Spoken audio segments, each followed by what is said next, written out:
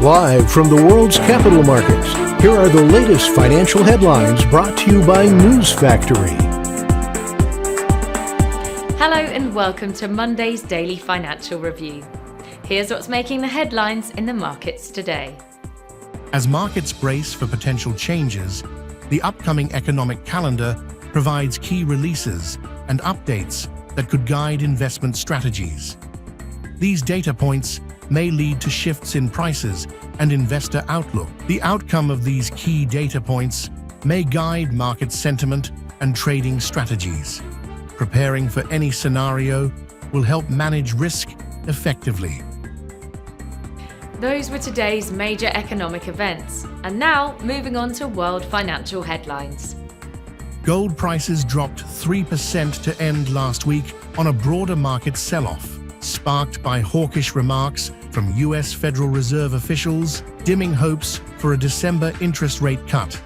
U.S. gold futures for December delivery settled 2.4% lower. Wall Street's largest hedge funds reduced exposure to Magnificent Seven stocks, including Nvidia, Amazon, Alphabet, and Meta in the third quarter, while taking new positions in application software, e-commerce, and payments companies, according to regulatory filings on Friday. Oil prices settled more than 2% higher on Friday as Russia's port halted oil exports following a Ukrainian drone attack that hit an oil depot in the Russian energy hub, stoking supply concerns.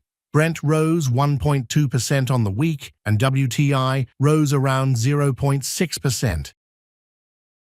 Coming up, the choices from our chief analysts for today.